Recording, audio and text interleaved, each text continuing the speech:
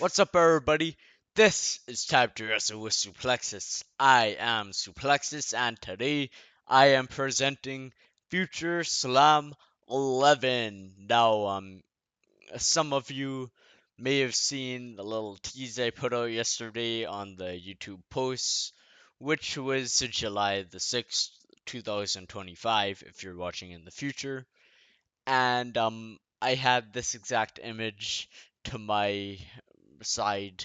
So today's video, Future Slam 11, is going to be about how House Suplexus, would book the remainder of Iyo Sky's title reign. And in these types of videos, yes, I book it like a wrestling show, but I also try to tell a story. So in this video, this will be a story of the good, the bad, and the downright ugly of friendships. Without further ado, grab a beverage, grab a snack, grab both, grab neither, but most importantly, make yourself comfortable for this feature presentation. So, uh, I am booking this primarily. The reason is ever since WrestleMania, Iyo Sky has not done much with their championship reign. And this is not at Iyo Sky. This is at the booking team, the creative team. They haven't come up with anything until this rematch got put together for Evolution. So I am gonna try and tell a little story and finish up the title reign in a way that'll make it memorable, that'll make it worthwhile, and they'll deliver on what people want. So, first, before I get into my own matches, as some of you may know, it's been announced for Evolution for the Women's World Championship.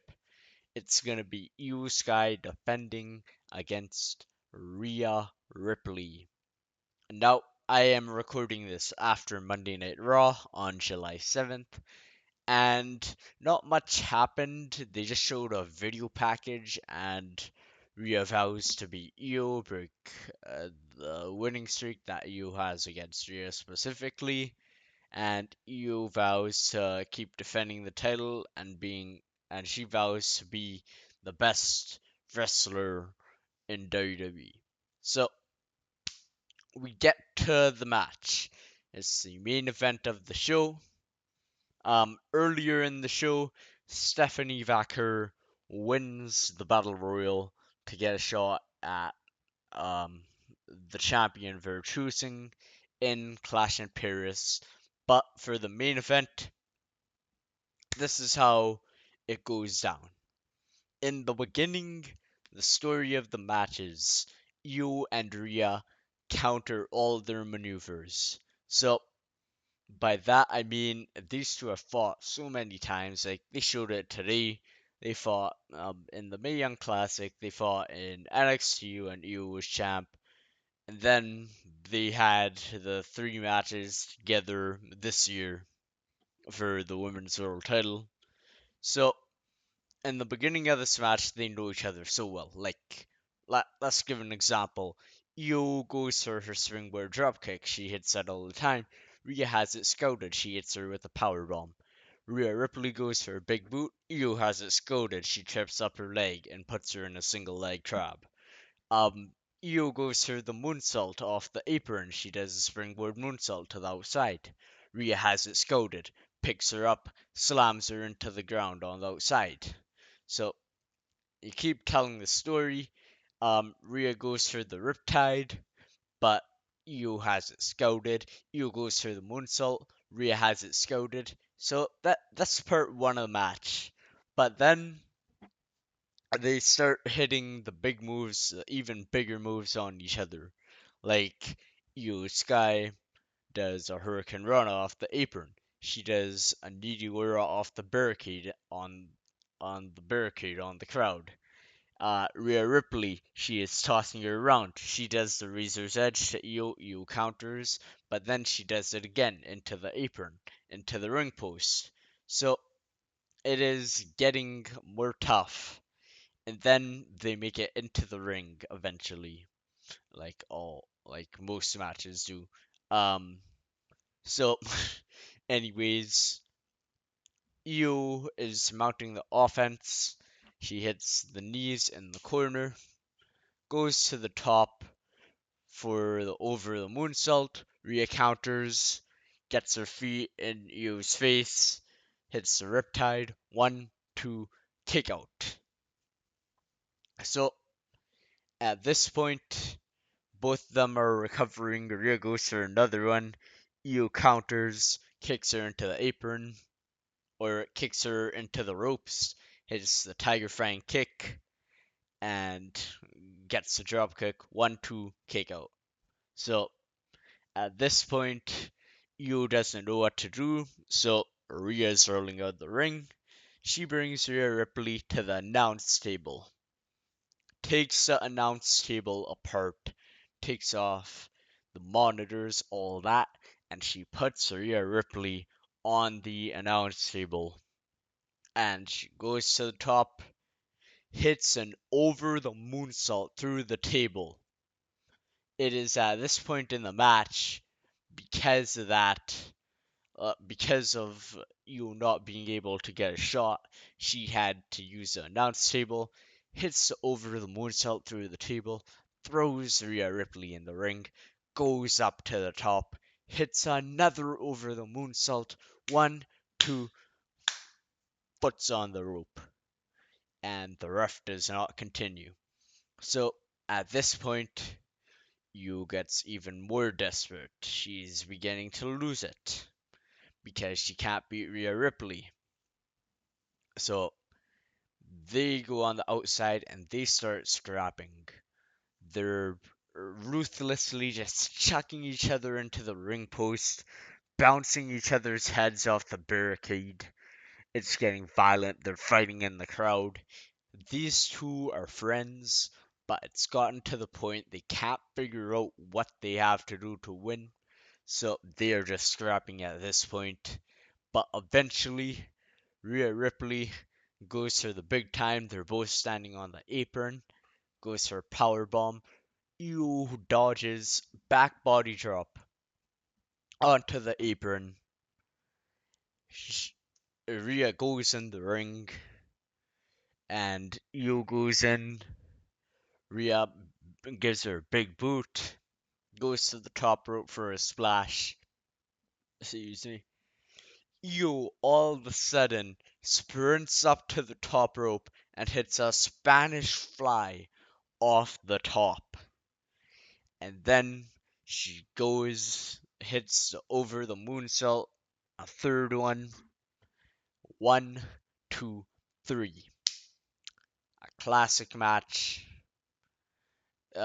Both of them, the story was both of them had each other scouted in the match because they fought each other so many times. They tried to keep their friendship intact in the beginning, but then when they kept kicking out of each other's big moves, that had to get thrown out the window and they started scrapping. And in the end, Io barely walks out champ because she went to that length. She had to go to that place. After the match, Io apologizes for what she had to do to Rhea Ripley to retain the title, but Rhea Ripley does not accept. Io offers a handshake, Rhea Ripley rejects it and storms out the ring. And that is how Evolution goes off the air.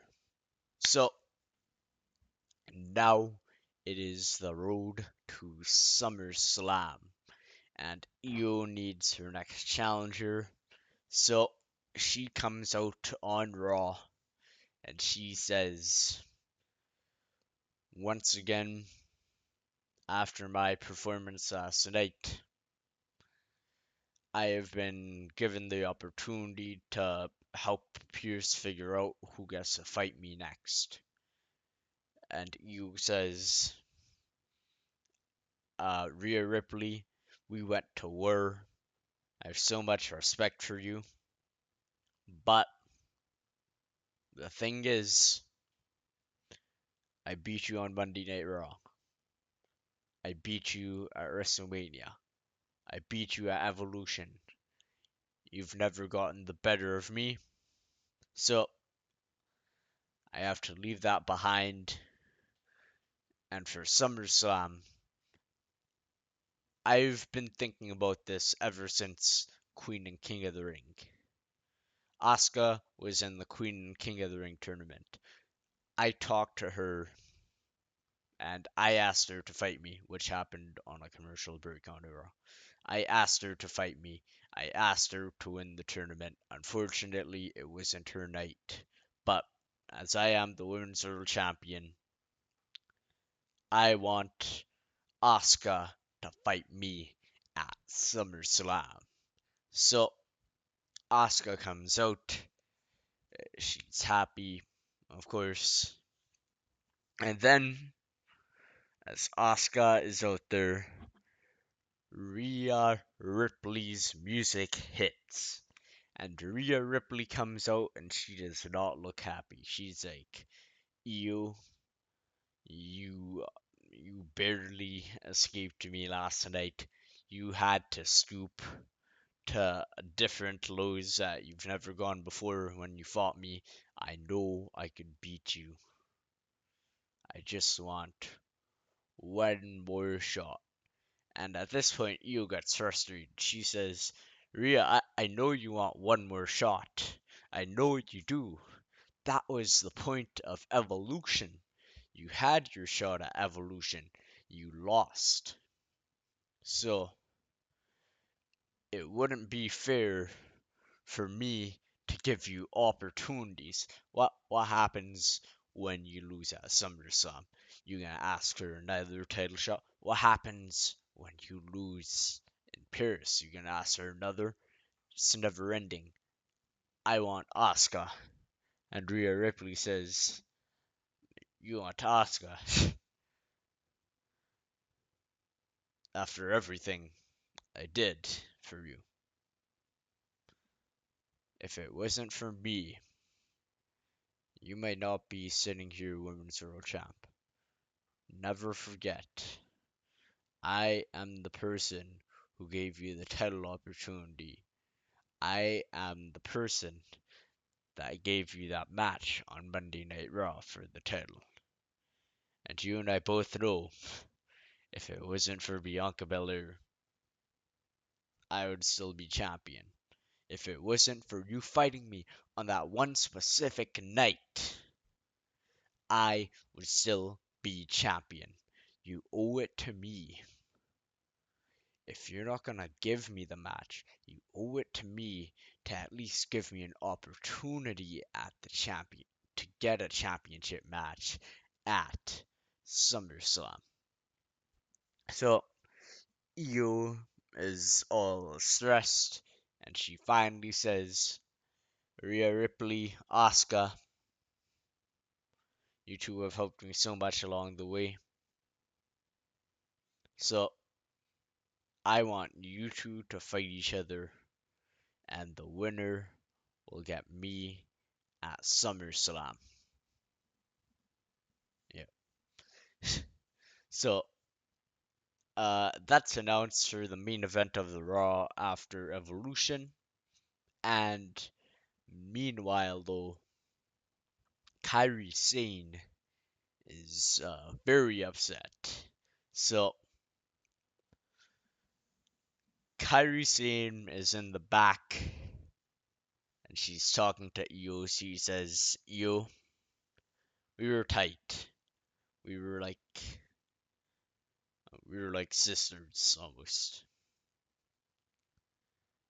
Last year we tried to get the titles, and I understand you had your own thing to do. Obviously, I don't know if this would be the exact promo, but this is the idea of it. So She's like, obviously you had your own things to do, and I understand. I fully supported you. I was in the backstage. I was backstage shedding tears of joy for you at WrestleMania 41 when you won the match. And the fact, I'm gonna be honest, the fact that you had an opportunity to pick your opponent not once, but twice. The first time you picked Rhea Ripley, I understand. You felt Rhea Ripley was robbed at Mania because you didn't pin her. But the fact that had you sat there in the ring, you thought of who you should fight. You picked Asuka, you picked Rhea, but my name didn't even cross your mind. That's just crazy because I've been out here. Clearly, you haven't seen because you were never there for me. I've been out there racking up win after win after win after win after win, and nobody seems to notice. So I have to ask you, Iyo, do I matter that little to you that you can't even consider me for your opponent at SummerSlam? Am I not good enough? Am I not good enough? Then Iyo finally gives in and she says, you know what, I want you to get that shot. So she goes up to Pierce, she asks for it, and Pierce is like, the match is already official, I can't change it now. So Io is all stressed. She basically, her friend feels betrayed. So now we're at the main event, and long thing, I'll keep it short. Asuka wins. Asuka is going to SummerSlam. So it's official after Asuka beats Rhea Ripley. She is going to SummerSlam, and in the weeks to come, um, Iyo Sky has a bit of a falling out. So she had a falling out with Kyrie. Kyrie completely abandons the friendship because she feels betrayed that Iyo didn't even think of giving her the opportunity when she got more wins than Asuka and Rhea Ripley combined. And then Rhea Ripley, like, her true motives kind of get revealed. It's slightly heel, maybe, but basically she has no opportunity at SummerSlam. She's not in the women's world title match at a pay-per-view for the first time since Queen and King of the Ring. She is not involved in the women's world title match at a pay-per-view, so she is kind of lost, and Io's not hearing from her. So the story going into this match, Asuka wanted the title match. This is a match Io wanted, but along the way, in order to provide Asuka with this opportunity, a lot of bridges were burnt with her other comrades, and this has eaten at her. This is eaten at her. So we get to SummerSlam, and there's one thing I want to mention first. We gotta go to SmackDown. This will become apparent very soon.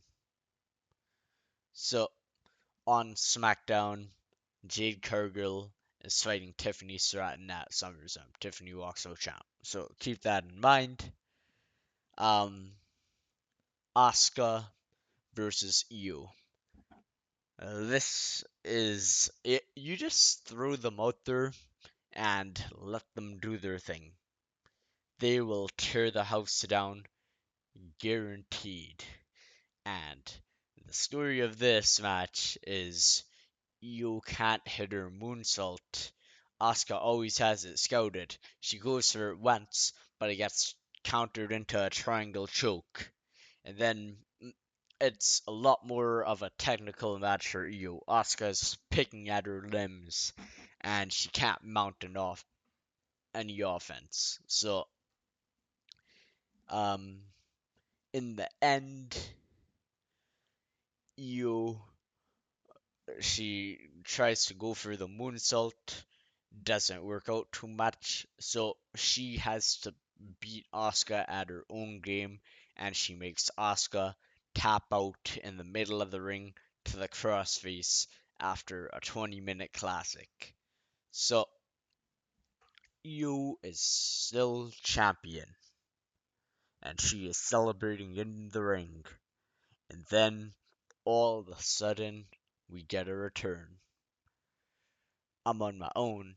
Watch me watch you shine now. I never needed you at all. Da da da da da da da da da da. It's Bianca Belair. She comes out to the ramp, and the announcers at this point, they're a little confused. They're like, okay, what's Bianca doing? Because she is a SmackDown wrestler. She is signaling her intentions to fight Io, but she can't fight for this title. The announcers are a bit confused. So Bianca signals her intentions, claps for Io, and once again Asuka gets back up, and Io's looking at her.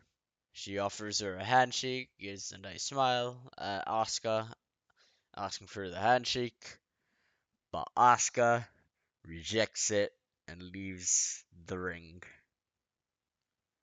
So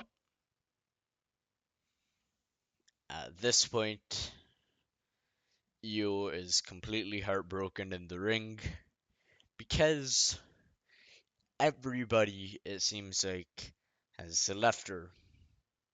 When you try to be everybody's friend, the slightest mistake, the slightest thing that might annoy someone could cause the end of that friendship. This plays out in the story of her title reign on numerous occasions, and this is just one of them. So, the Bianca thing happens, and then that's on night one of SummerSlam, this match. On night two, we have Jade Cargill versus Stephanie Stratton. Jade Cargill wins the championship, and Naomi comes out, and they start brawling. Naomi tries to cash in. She sees it coming. She kicks her in the face, and Bianca Belair comes out, takes out Naomi. Both of them are in the ring celebrating. Jade turns her back, and Bianca slowly walks up to her, and she picks her up, and she hits the KOD. Naomi comes in the ring, gives the briefcase to the referee, doesn't hit a single move, just goes for the cover. 1, 2, 3. Naomi is the new WWE Women's Champion, the one on SmackDown. And even though there's Stephanie Vacker in Paris, right there, Iyo Sky is marked an enemy by Bianca Belair. So, in the build to this, um, it's much more of a simple build than the last two. And this one, it is partially about Bianca Belair. So Bianca Belair basically, she is taking over both shows. Like her and Naomi are on this power trip because everybody basically is lost. Rhea feels lost. Kyrie feels betrayed. Asuka feels lost. Io feels alone. So Bianca and Naomi, it's revealed they've been planning this for months. Like Bianca was involved in the Jade attack, and they were just waiting for the moment where the champions are most vulnerable to where they get a strike. And basically, Bianca Belair runs roughshod on Monday Night Raw, and she is laser focused on Io because her and Naomi establish their goal is to basically run Raw and SmackDown. Naomi's got the WWE Women's title, and Bianca wants to fulfill the prophecy and win the one on Raw. Even though she's SmackDown and she's running roughshod until she gets what she wants. But the build for this basically, it's Io is so occupied, and Stephanie Vaquer basically says, "You're not fit to be a champion." Like, I respect your work, but over the last 2 months, whether it was Rhea Ripley, whether it was Kairi Sane, whether it was Asuka, what happened to you sucks. You losing all these friends sucks, but your psyche, you are not fit to defend this brand. You are not mentally fit to defend from the attack of Bianca Belair and Naomi. We need a women's champion who is mentally calm, who is sane, who is in the right mind space to take on this threat, to take them down. And I think you know deep inside, you don't have any control over other people, over Raw, and over yourself. You are losing it because all this has happened. So at Clash in Paris, I'm gonna take that burden away from you, and I'm gonna become the Women's World Champion. So it's now we get to Clash in Paris. These two, you watch the Monday Night Raw match. This is that times 11 because they're on the pay-per-view thing.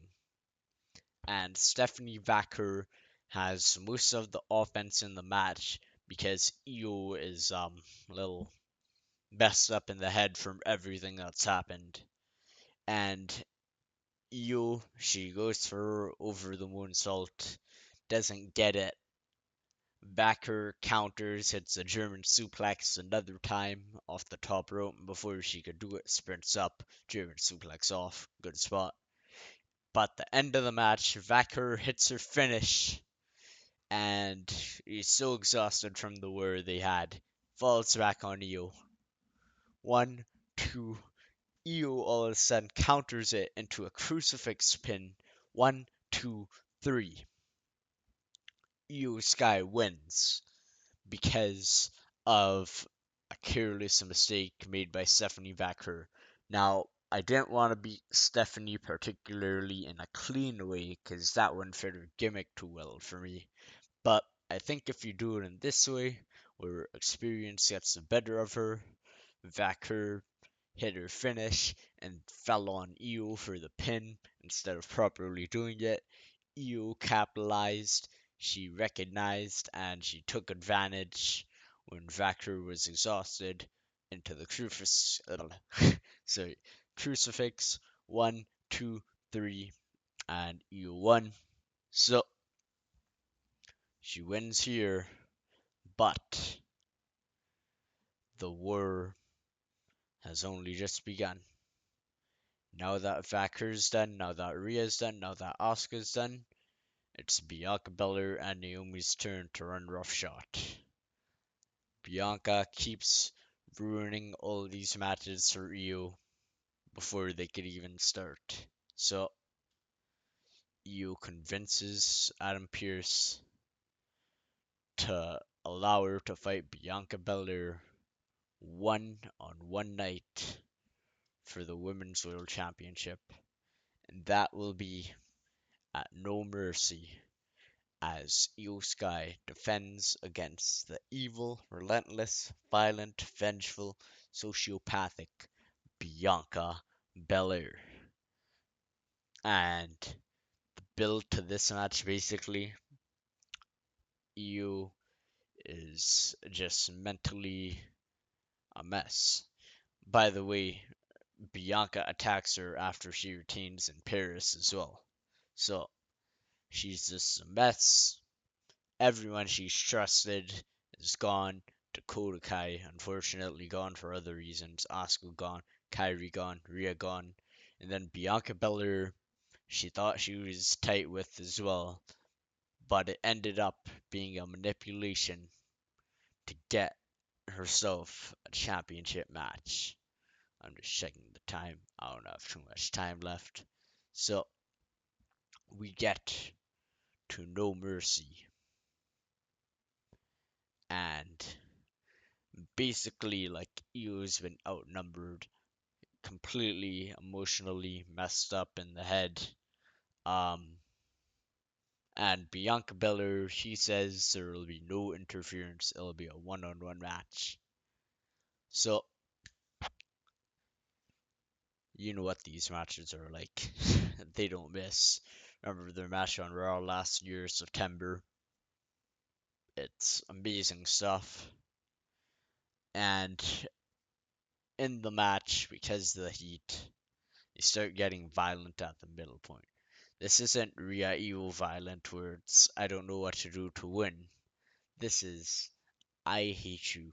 I have to do whatever it takes to save this brand, no matter the cost. That's what Evo says on Raw episodes, and that's her thing here. So it gets to the point in the match. They're just throwing each other through the announce tables. Io realizes that uh, this isn't going as well as she thought it would. So she takes the steel steps apart, and we got a hint of it at Evolution. We got a hint of what Io could do when she's backed into a corner. It explodes here. She takes the steps apart, and she puts Bianca on them. She runs up to tackle Bianca out of nowhere. She runs up. It's like a spear type of tackle. Out of nowhere, Bianca just picks her up and drops her on the steps with the pile driver. Io falls on her head, and she completely collapses. And like the crowd goes silent just like that. They show a replay, and this hasn't happened for like probably over 5 years in WWE. I ain't gonna have blood in a women's match to enhance the violence. On the outside, Io bleeds. She is bleeding down, completely covered in red, her face. And at this point, she tries to mount comebacks, but doesn't happen. She runs at Bianca to tackle her again, but she just falls down. And Bianca picks her up ruthlessly, powerbomb into the ring post, powerbomb into the apron, KOD on the outside, and she throws her in the ring, gets on her, nothing pretty, punch, raining down punches, one after another on Io. It's like a solid 30, and she is just dripping blood. But Bianca will not relent, and she just keeps doing it over and over. The ref is tempted to call for the bell, but then Bianca pushes the ref out of the way, picks her up, KOD, 1, 2, foot on the rope. And normally this would be the announcers celebrating, but they're like, I don't know why you is doing this. She is prolonging the violence. The result is inevitable. Bianca Belair is gonna win.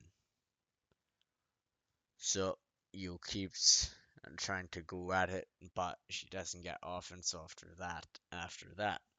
So Bianca puts her on the top rope, goes up with her, goes for a KOD off the top rope, but then she does it, but she kind of slips. And at that moment, Iyo hits a DDT off the top, counters a KOD into a DDT. She runs to the corner, does this bullet train meteora, goes to the top, over the moonsault, 1, 2, kick out. And in that moment, she realizes it's now or never. She goes to the top rope for another. Bianca sprints up right when she jumps up, picks her up, KOD off the top rope. 1, 2, 3.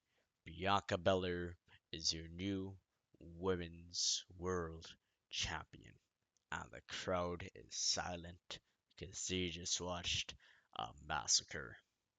So that is my booking for Iyo Sky's championship reign.